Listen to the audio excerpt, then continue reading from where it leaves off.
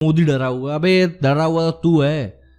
गरजने वाले बादल बरसते नहीं है और बरसने वाले बादल गरजते नहीं है, और तू गरजने वाला बादल है। उससे ज्यादा कुछ नहीं तू, इससे ज्यादा ना कुछ तू कर पाएगा, ना कुछ तू है, ना कुछ तू था।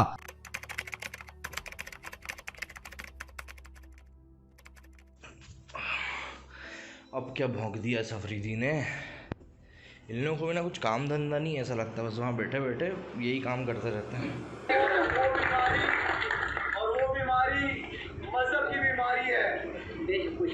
मजहब को लेके वो सियासत कर रहे हैं। इसकी बस कुछ कर दे को नहीं रहेगा तब ये बकवास करेगा ये। हमारे कश्मीरी भाई, कश्मीरी बहने, बुजुर्ग हमारे, उनके साथ जो इतने अरसे से जुल्म कर रहा है वो आदमी, इंशाल्लाह उसको इस दुनिया में थोड़े से जुल्म इसके साथ हो जाते हैं ना तो कल ठिकाने आ गई होती है।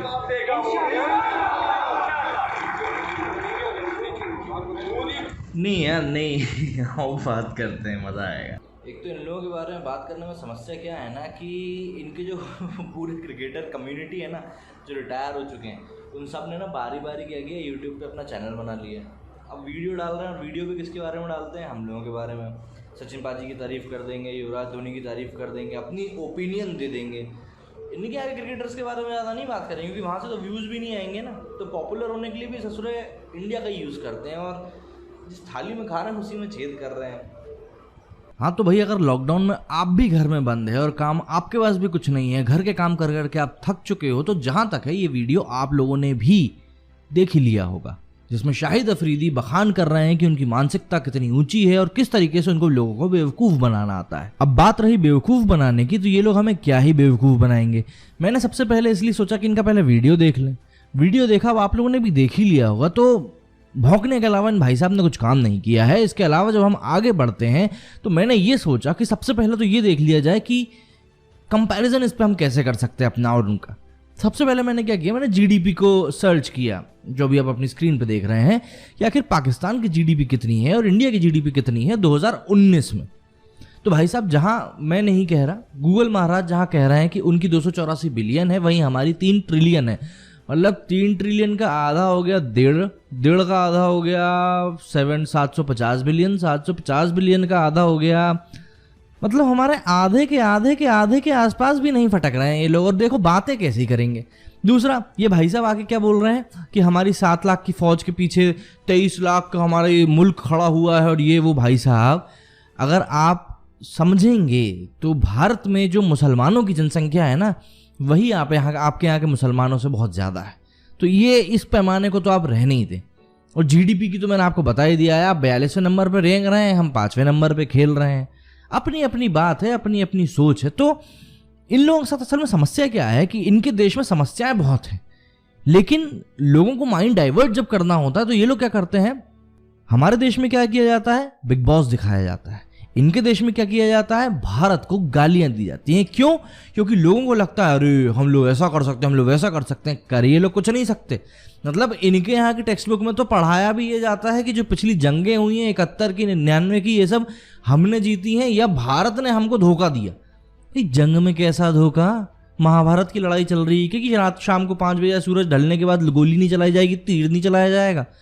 कुछ भी बोलते हैं यार ये लोग। उसके बाद मोदी जी को कह रहे हैं कि मोदी डरपोक, उसने 7 लाख की सेना लगा कर रखी है, फलाना ढिमका। अबे तुम अभी तक उसको ये कहते हो कि आज़ाद कश्मीर बोल रहे हो, खुद का एक उसको नाम तो रख नहीं पाया तुम लोग। गिलगित बाल्टिस्तान तुमसे संभल नहीं रहा है। इंडिया ने वहाँ का टेम्परेचर दिखा दिया तो तुमने रिएक्ट करके लद्दाख का टेम्परेचर बता दिया, वो भी गलत। मतलब इनको ये भी नहीं पता कि जब माइनस में गणना की जाती है तो कौन सा नंबर बड़ा होता है, कौन सा छोटा होता है। अबे पहले अपने यहाँ के ये पोंगेपन तो सुधार लो, उसके बाद हमारी बात करना। लेकिन नहीं, क्या है कि शाहिद अफरीदी बहुत सही खेल रहा है। भले ये क्रिकेट में खेला हो नहीं खेला हो, कितनी बार 0 पे आउट हुआ हो, उससे कोई मतलब नहीं, लेकिन यहाँ बहुत सही खेल रहा है। ये क्या कर रहा है, लोगों की अभी नस पकड़ रहा है। ये आप देखिएगा धीरे धीरे ये इम्मू भाई की, मतलब इमरान खान की नक्शे कदम पे चलेगा और धीरे से पॉलिटिक्स में एंट्री करने की कोशिश करेगा।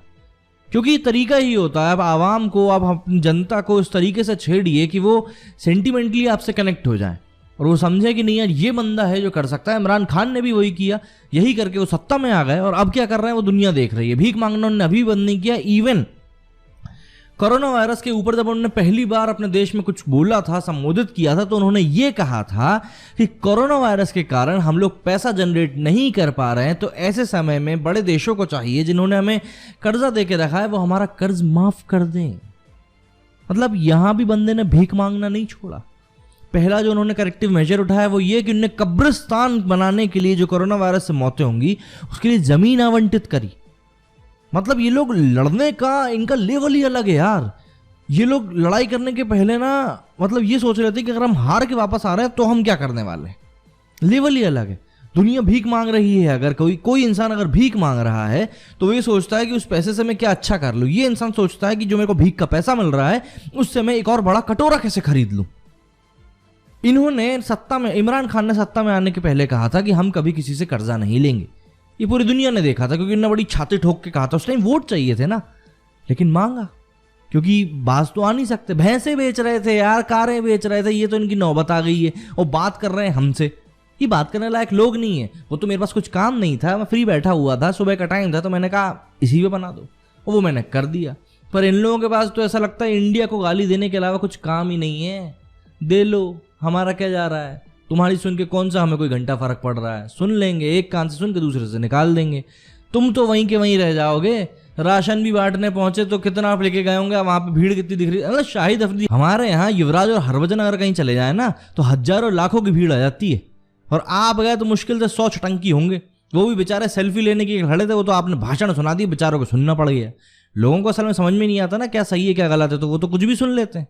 उनको क्या है, उनको भी कुछ मिल गया, कोई कुत्ता आगे भौंक गया, ने सुन लिया, ऐसा है। खैर ये सबसे अच्छी चीज़ उसमें ये हुई है कि हमारे यहाँ क्रिकेटर्स को भी समझ में आ गया। क्या हम लोगों की वो लगता है कि वहाँ के जो आवाम है, जो नेता को हटा दो तो आवाम है वो बहुत अच्छी है, और मैं भी यही मानता हूँ कि वहाँ के लोग वाकई में बहुत अच्छे हैं।